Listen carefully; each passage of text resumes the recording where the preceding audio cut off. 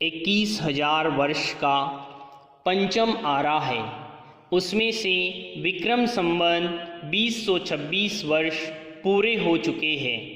21,000 वर्ष में से यदि हम 2026 वर्ष कम कर देते हैं तो 18,074 वर्ष बचे हैं पांचवा आरा पूरा होने में।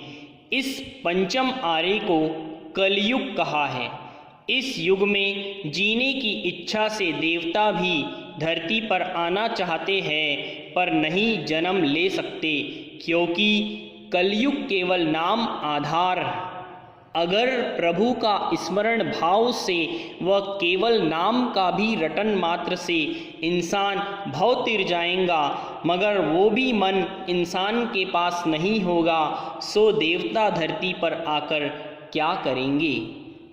साल बीतते वक्त नहीं लगता, समय जैसे पंख लगाकर बैठा है, पलके झपकते ही बीतता जा रहा है और हमारी मात्र 100 वर्ष की आयु कहाँ बीती जाती है इंसानों को पता भी नहीं चलता।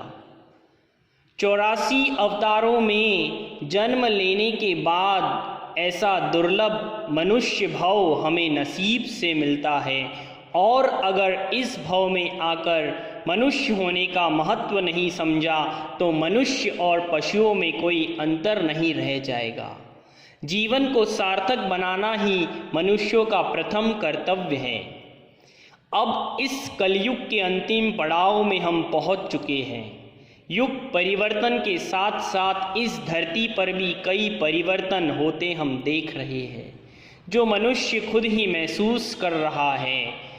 ये सब बातें जैन धर्म के शास्त्रों में पहले ही गणधर मुनिराज आचार्यों ने लिखकर चले गए।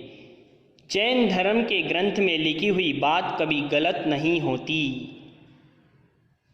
आने वाले समय में और क्या क्या परिवर्तन होगा और क्या क्या घटनाएं घटेगी, ये सब हमारे आचार्यों ने पहले ही बता दिया था।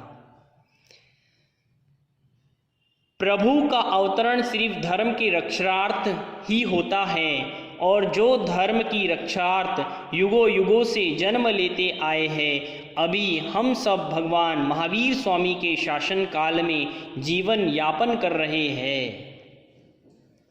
कुछ समय बाद इस भगवान महावीर के शासन काल का भी अंत होगा। सब धर्मों का विच्छेद हो जाएगा, सिर्फ जैन धर्म ही बचेगा, और अंत में इस धर्म का भी विच्छेद हो जाएगा। उसी के साथ पृथ्वी पर भयंकर परिवर्तन होगा। इसीलिए ए महामानव, धर्म की रक्षा करो। धर्म हम सब की रक्षा करने वाला है।